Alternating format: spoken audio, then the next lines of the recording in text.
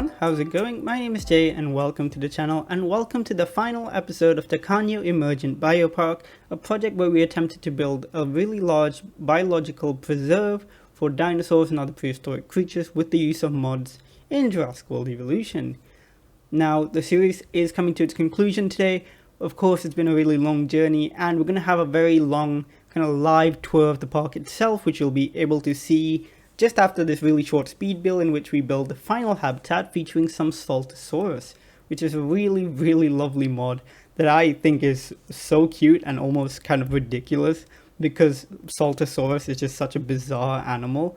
It was a great mod by Nanolucensis, and I think the animals look spectacular. It is going to be a very short speed build, only about 4 or 5 minutes, and in it you're going to be able to see some of the mods I really intend to use a lot more heavily in the next park build, which will be our final one before Jurassic World Evolution 2, and it's going to feature things like clipping buildings together and, you know, more things like that. As you can see, I randomly got a low health warning there for a dinosaur in the park, and I'll talk about this a little bit in my live playthrough, but all my Sargon just dropped dead not long from now. I don't know if it's in the time lapse or not, but literally all of them just give up on life because they don't want to eat for some reason, which is really sad. But you know, so apologies, you're not going to see the Sargon in the episode because they will just all die. But hopefully, before the next series, we'll figure out what's causing that particular issue, because they shouldn't be doing that, I think, according to the settings I have the game on, because I haven't like on as much kind of like as sandbox as it gets. Like all the dinosaurs should have unlimited lifespans, etc. So I'll figure out what's going on there before the next episode. But yeah, just filling up this final area here, which is the only really large empty space we have left. It's on this hillside near kind of the big Jurassic habitat with all those sauropods in it, and thought it's nice to include another sauropod here. Saltosaurus is one of those really interesting sauropods. It was found with these nice chunky osteoderms on its back. I don't know if osteoderm is even the right kind of word for it. Yeah, I think it is osteoderms. They're like little nodules of bone on its back, kind of like almost as armor. And they're quite small as sauropods, but for something so small, these are chunky guys. They're really round, like really round. And I think Nanolucensis did a great job of showcasing just how ridiculous these animals would have been in real life. Like, they look like ping pong balls with 2 toothpicks in them. That's literally how they look from above. It's crazy. But they're very cool animals. They're titanosaurs, I think. Yeah, they are. So they're probably one of the smallest titanosaurs there were. They're not big at all. But then again, I say they're not big, but they're still like 8 meters long, you know? They're still like elephant-sized, basically. So, you know, not big for a sauropod. Here you actually see me using some of the mods which I've downloaded. I downloaded a new scenery pack quite recently, and I'm just putting in some picnic tables and stuff in this plaza. Kind of give it a bit more interest, and I think it ends up looking quite nice. It's a bit of a tangent from the habitat itself because I hadn't actually played with this mod, and I was just like, oh, let me go and see where I can place all these things. In fact, I end up using more of these like off screen just to tidy up the park a little bit, and you'll see them in the time lapse. Blending in some of these trees here, the more redwoody ones. I might use them more in the next park, I'm not sure, because the next park will be on Isla Sorna. It's going to be on the base game Isla Sorna map, which is huge, and with the expanded islands mod, I'll be able to get rid of the giant mountain in the middle, so we'll have plenty of space to build a park in. Anyways, time-lapse is about to come to an end now. I'm about to hop into the live tour of the park itself, and you'll see our lovely Saltosaurus along with all the other dinosaurs in the game, with a couple exceptions because some of the mods are no longer in the game because I've accidentally deleted them or something. So we'll see. But yeah, I hope you enjoy the coming tour, and yeah, thank you for following along this series, and I look forward to seeing you all in the next. See you in a second in the live portion. Okay, so here we are in Tacano Emergent Biopark. The finished park, kind of. Well, I'd say kind of just because there are some gaps here and there, which maybe I'll fill, maybe I won't. But I think it looks pretty finished for now, and I'm pretty much ready to move on to the next park build, which will also be our final build before Jurassic World Evolution 2 comes out. And I think I'm pretty happy with this park. It's definitely the most extensive one I've built so far. Of course, we did Nublar Emergent Biopark and Matanceros Emergent Biopark. But definitely I think this one has the most, like, it's taken the longest and has the most episodes and definitely goes on for the longest, I think. So let's have a little tour of the finished park. So this is also definitely the most heavily modded park. And well, while I think that title might be usurped by the next park we build, I think it really shows here with the amount of mods we've used. And yeah, so let's have a tour of the park itself. And of course here we start at one of the entrances to the park, which is this little helicopter landing pad here with a little ranger station next to it. As you can see, I love using little props as decoration. Of course, these are all mods, but they look really good, I think. You have a little welcome area, and you come across into this little plaza. This is all this area here is before we had the no clip mod, which I've ended up using a few times anyways. But yeah, and this was our first habitat, I believe, which was Borealopelta and Pachycephalosaurus. So you can see the Pachycephalosaurus right there. What a beautiful, beautiful animal. Jagged Fang Designs mod, of course, and it looks gorgeous. I think the Borealopelta is also Jagged Fang Designs, but I'm not 100% sure. I think so. As always, the mod links will be in the description, and all the mods in this park I'm a huge fan of. They look great. Look at this. This Borealopelta here is beautiful. Of course, based on Apollocanthus, this is one of those replacement mods before the height of the kind of non-replacement mods. But it is gorgeous. The detail of these animals is stunning. Oh, we also have Struthium mimuses in here, which were based on Digital Duck's feathered dinosaur. Wow, why can I not zoom in on this guy? Let's see, try another one. Feathered dinosaur mod pack. And you can see the feathers are gorgeous. Oops, it's not letting me zoom in on them particularly well, but gorgeous nonetheless. I absolutely love the feathered dinosaurs. And as you can see, we have a lot of environment mods as well. Northfire's terrain mod. Some lovely ferns from Zach, I believe. And then the rocks and stuff from Danny Bob's environment rework. And as we go along, you'll see a lot more of those. As we go down here, you see the welcome center, which is nice and Jurassic Park themed, of course. And here I think is when I really paid the most attention to small details. Later on we do, but to a lesser extent because the park was getting so big. And I like this little seating area. You have 2 cafes and then a bunch of places to sit down. I've just downloaded a new scenery mod pack, which does include like picnic tables and stuff. But of course, since this was so early, I didn't use those. And just to the side here, of course, we have the Myosaura habitat. So here we have a bunch of Myosauras, also from Northfire. I think it's purely a reskin. I'm not sure if there's any model work done, but I love them nonetheless. They really feel quite realistic. Northfire especially does really great work with textures, like around the eyes here and stuff, making them look very, very realistic. But yeah, really, really beautiful. And here's also where I use Zach's invisible fish feeder to get some fish in the water, which I think looks really cool. That mod doesn't really work anymore, I think, because I got some other sort of feeder mod. Also, we have some eggs here, which are beautiful with the Myosaura. I think it fits that theme really well.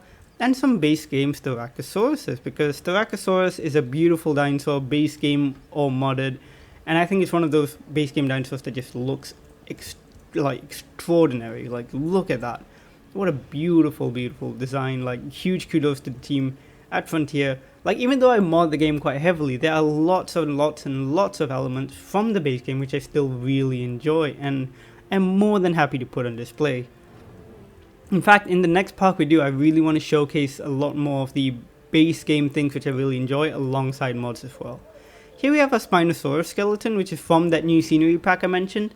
I think it looks really nice. I've started putting it in little areas like this to just give it, you know, a bit more interest. I think that looks nice. And this little viewing area looks out over our kind of like North America Cretaceous habitat and around the rest of the park. Of course, you can't actually get to the rest of the park on foot. You'd have to take the monorail, which is also leads into here, which is another entrance. The monorail will drop you off over here. But let's have a look here. This is another habitat we built, which is one of the smallest, well, it is the smallest habitat, and it features a few Compsognathus, or compies basically. And they're adorable, so tiny. These are from Jagged Fang Designs, I believe. And they're also really well feathered and adorable and tiny, so tiny. I love having really tiny dinosaurs, but it means you have to make the habitats extremely small as well to make it feel realistic. The only thing that would be nice if we had like a small fence that was mesh or something, so they didn't look like they could just squeeze out. The fences, by the way, are also really excellent. I think they're from Mr. Trodon, but I'm not 100% sure. Again, links in the description. And of course, it is surrounded by a bunch of different habitats. The one here on the left is one of my favorites of the park. It's the Cretaceous North America habitat and features some of my favorite mods in the game period, like this Ankylosaurus. It is so realistic, so beautiful, and I think Ankylosaurs really suit this. Well, of course I say it really suits this because this is probably how they look like in real life. As opposed to the more spiky depictions of Ankylosaurus, I think this just looks more realistic. Obviously it is more realistic, but you know what I mean, basically. Oh, look at this one just sleeping in the shade. What a little burrito. Little cute turtle burrito. I don't know what that means. Here's the viewing area here. There's like a nice water feature. We got the gorgeous Alamosaurus, based on the Brachiosaurus. I believe this replaces the 1993 Brachiosaurus. And of course, one of the few sauropods from this location and time period. And one of the last sauropods to ever exist, actually. And I think these mods look really nice. I am a big fan of like these little osteoderm type things on sauropods. Think it looks great. And I hope to see kind of more of them. Like, for example, you'll see in the Apatosaurus later as well, along the neck, when it has those kind of protrusions. I think that looks really, really excellent. Here we have the Triceratops, of course, based on the prehistoric park skin. And I think this is... I'm going to say this for every dinosaur, but that is beautiful. Like, also, again, the osteoderms look really nice. Got a herd of them in here, and I think they look great. Again, the foliage really makes things stand out here. Always looks really good. I did consider using a Torosaurus in here, but I decided against it. And of course we have Edmontosaurus and some of Struthiomimus, which are meant to kind of represent Ornithomimus, which would have been more localized to this area. The Edmontosaurus looks really nice as well. This is again one of my all-time favorites. A classic from Jagged Fang Designs. Beautiful coloration. Very realistic in the sense that it looks like what, you know, animals in the savannah kind of look like zebras, cheetahs, giraffes. They all have that stripy, splotchy nature, which looks really good. Going down the high street, I think that's a really nice view right there. We've got the two little trees that are fenced off, and of course we've got a few shops, and then we have the innovation center itself, and then we have habitats all around. This park build, one thing I've realized is it's definitely more habitat focused than guest focused, and I want to achieve a bit of a better balance with the next park, because Jurassic Park and Jurassic World have always been about that kind of mixture, less so specifically one or the other. So I want to really try and balance that out in the next series. And here we have another habitat. Of course, this is all attached to the North American Cretaceous one. It's very big. But just over here, we actually have the Daspletosaurus habitat, which is again one of those replacement mods. Replaces the Albertosaurus with Daspletosaurus. Another jagged... a lot of these are going to be Jagged Fang designs. They make some of the best stuff. Again, very beautiful. I love the fact that it has lips. I really do prefer tyrannosaurs and large carnivores with lips, because I think it feels more like a real animal. I know it is still a debate whether or not they had them. There are extant animals like birds and reptiles that do kind of vary between... well, not birds, but reptiles. Modern reptiles have vary between having lips and not. For example, Komodo dragons obviously have lips, but crocodiles do not. And while, you know, the dinosaurs are not really related to like modern lizards or anything like that, not really closely in any way, but it's still, you know, worth looking at animals with similar like jaw structures and stuff.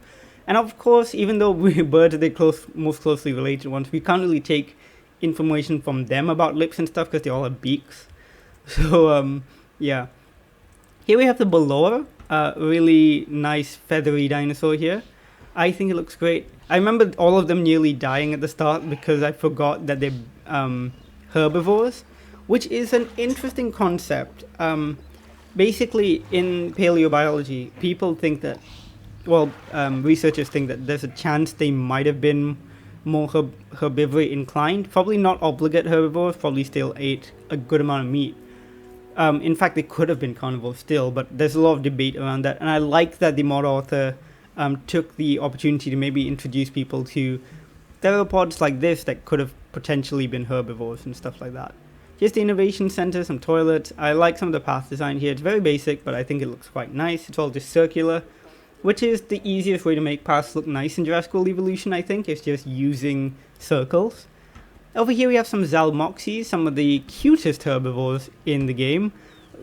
Beautiful mod. I'm gonna say that a million times, but I really think they look so good. The coloration, especially on these, looks really excellent. And I think, if I'm not mistaken, they coexisted with Belor, so it's nice to have them both kind of in this area. Or they might have just also been an example of island dwarfism, which I'm not 100% sure about, but it could be. So it's nice to have them here next to each other. And then, yeah, before we continue on with the rest of the park, let's go down here to the Lakeside Resort. So what we have here is, you guys can walk down here and there's a bunch of resort buildings. It's nice thin paths. People can sit on the shores of the lake and have a look out. It's really nice and quite chill, I think, this area. There's some gift shops, some cafes, some seating areas. A little ranger station down here as well. And then you have some rocks. That's the Spinosaurus habitat over there, which they can't access. But if they go this way, they can actually see one of the few, in fact, one of the only non-dinosaur species in the park, which is the Deinosuchus, which were an extinct crocodilian, a giant extinct crocodilian, and they look really good. It's nice to add some variety to the park in terms of types of animal, and I think they look really good down here. Very chunky animals. They also have some of these fish down here, which make the water look really good. Of course, this lake water is not treated the same as regular water by the game, so we still have to have regular water so the Deinosuchus can drink. But overall, nice habitat here. And if we go right back up, there's actually a habitat here, which is currently empty. This is the last episode's habitat, which had some Sargon. I had to remove them because, well, I didn't have to remove them. They kind of removed themselves because they refused to eat. And I don't know why, but they just didn't eat at all, and all of them just died. Which is a shame, but so just imagine there's some Sargon in there. Anyways, moving forward, we'll go up this end of the park first, go some more shops. I love these little areas here, like where the monorail is, where there's some rocks and some random things. It just adds a bit of life to the park, I think, and makes it look quite nice. As we go here, we're going past the two raptor habitats, so we have Velociraptors down here. Of course, a bit oversized, but otherwise extremely realistic, thanks to Digital Duck's mod work. Really, really nice. I love the elongated snouts. Definitely something I prefer compared to the boxy snouts of the Jurassic World raptors or the Jurassic Park raptors. And I love how the tail fans out like that. This looks really elegant and beautiful. Reminds me of birds that have tails like that in the modern day, of course. And all the different skins look really natural together as well. Like this one just reminds me a bit of a crow or like a raven, which is really nice. Going across to the other end here, these are both more arid looking habitats, as you can kind of tell, but the Deinonychus here has a bit more of a foresty one, which I think looks quite cool. The Deinonychus look so excellent. The base game Deinonychus is quite possibly my least favorite design in the game.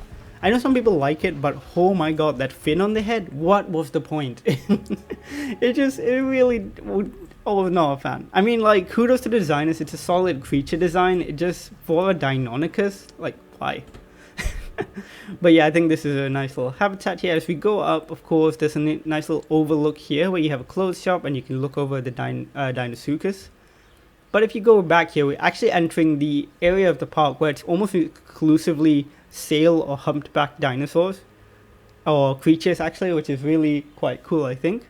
Here we have some Tyrannosaurus, again by Northfire. Really love the texture work, but otherwise I think this is the base game model. And they're very cool animals. They coexisted with Suchomimus, I believe. I used to think it was Spinosaurus. I'm not sure if those two actually did coexist, but it definitely did coexist with Suchomimus, I believe. Going over here, we actually see the first concavenator habitat, because we have two different concavenator models, which I'm treating as kind of different subspecies. So this is a nice kind of swampy looking habitat, I think, very mulchy feeling with foliage in the water and stuff. And this is a, I think, Jagged Fang Designs model.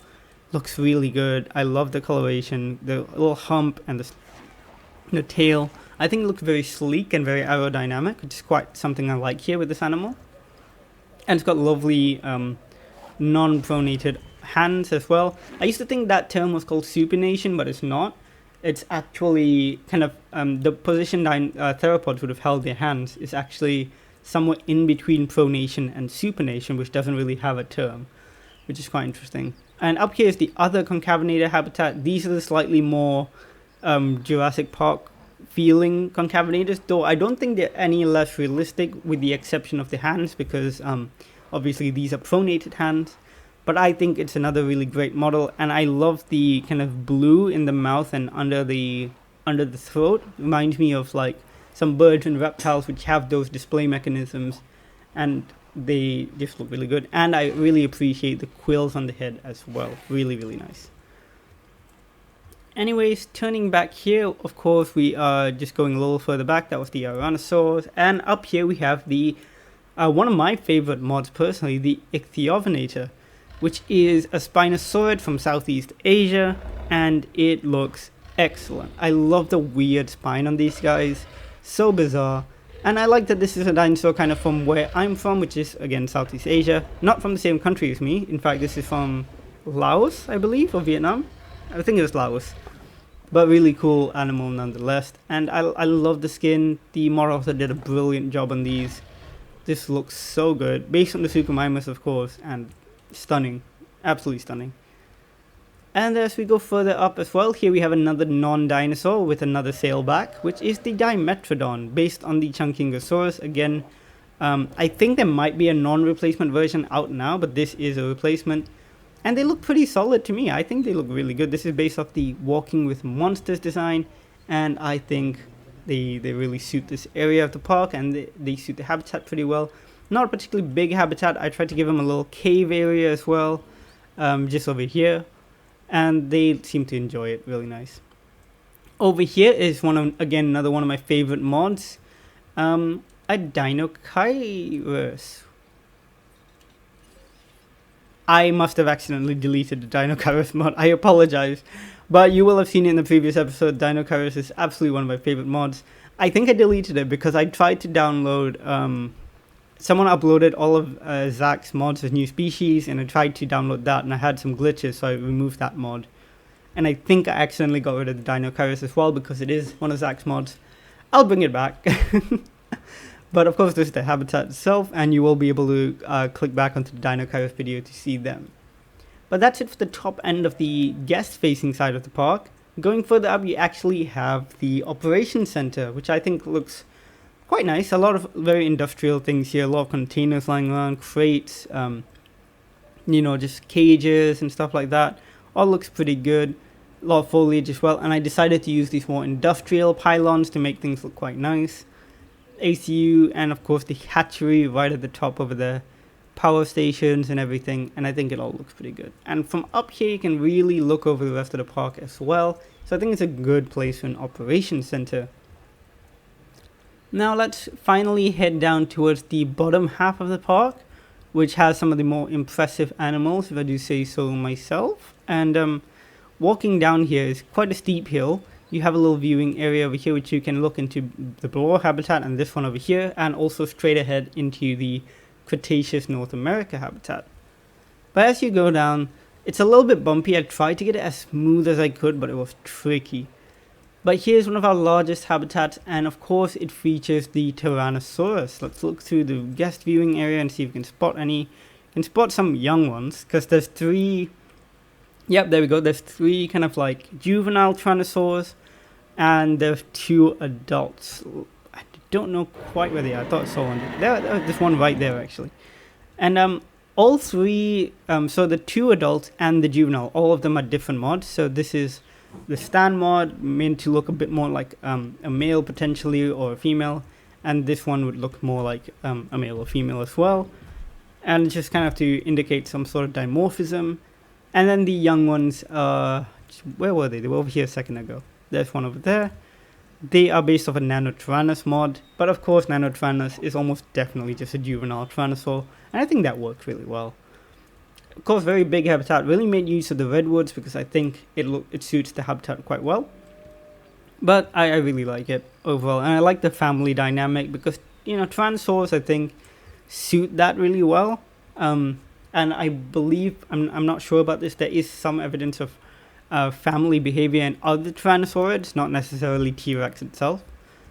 Over here we have the Spinosaurus, of course, one of my new favorite mods as well, based off the more recent Spinosaurus discoveries with the skin based off the PNSO Spinosaurus figure, which I actually have. It's it's my only dinosaur figure that I have at the moment, and it's adorable and I love it. It's just sitting on my desktop right now. But yeah, beautiful Spinosaurus. I liked building a very kind of swampy, marshy environment for it. There used to be 2 in here, but 1 died for some reason. I thought I turned on unlimited lifespans for dinosaurs in the game, but somehow they keep dying on me, which is a little bit sad. And I like that it overlooks the lake as well. So you got a really nice view here, and you got this little aquatic fence to keep them in. Moving further down, we come to the bottom half of the park, which is the most recent area of it, and you will have seen this speed build not long ago for the Saltosaurus. Final mod that we've included in the park, and they are so chunky. Look at him. He's so chunky. He's like a ball with like a neck and a tail. It's crazy. It's weird to think that this is actually quite a realistic reconstruction too. Like, they might have just been incredibly wide boys in real life. But I think they look excellent. Great job to the mod author there. And here on the other side, we actually have the realistic Carnivore, which we downloaded not long ago actually. Let's see if we can find them. These two hide a lot, I noticed. Yep, they're both in the foliage over there. Let's see if we can get a shot of them. Yep, there's one. I like how sleek they look. And recently, actually, there's been a paper that's been published, not long ago, actually, maybe a week ago, about Carnivore skin impressions. And it shows that Carnivores most likely just had, like they probably didn't have like rows of spines or things like that. They more had just random scalation with like individual scales that are a little bit larger down the sides, rather than osteoderms or anything like that. This is again one of the bigger habitats over here next to the guest area, which again I've just done a little bit of work on in the speed build you saw earlier, and a little bit of chairs and stuff just to do some things here. And this is one thing I want to do a lot more of in the next park build, which is clip things together to create more interesting buildings like this. And yeah, we have a guest facility here, and here's one of the big habitats. Like I said, got the Apatosauruses from Jagged Fang Designs, very beautiful. Seismosauruses from LA Studios. It's a very nice, big, lush habitat, and lots and lots of animals. So many Dryasauruses, look at them. Some beautiful Stegosauruses from Zach. It's overall really great. I actually used the tour truck to do a tour in that episode specifically. So if you want to check that out, do check out that episode. If I did the tour now, it would just be a super long video. Here's the Camarasaurus as well from Jagged Fang Designs. Looking really nice. But yeah, that is that habitat. As you can see, it is a really, really, really big one. But one of the more fun ones to build. Here we have a nice little Allosaurus habitat. Here's one asleep, looking very cute. Or not, its eyes are wide open. But again, great work from Jagged Fang Designs. And it's a nice little pit type habitat, which I think looks good. And I think finally we have this nice little coastal habitat, which has a few Omesaurus, which were from Jagged Fang Designs as well, which are really beautiful. Got some Huayrangosaurus, which are some of my favorite base game Stegosaurs. More of the Struthiomimus. And yeah, I believe that is it for this habitat, and I really like this one as well. But yeah, that is it for the park. As you can see, it is very, very filled to the brim. We don't really have much space for anything else, so I'm going to consider this a finished park, I think. And I am very pleased with how it all turned out. Anyways, yeah, that is it for Tacano Emergent Biopark. I really enjoyed going on this little journey. It's been a very long series, and I hope you've enjoyed sticking with me through it. I've had a blast playing through it, and I've really enjoyed building this park with all these new mods and showcasing them. And really diving into some of the more animal focused builds, and I've really enjoyed that. So I hope you have too. Please do like the video if you did like the video. Let me know what you want to see in the next park build, which will be, like I said, the last one before Jurassic World Evolution 2 drops. And yeah, do subscribe for more Jurassic World Evolution content. And as always, I'll see you all in the next video. Bye!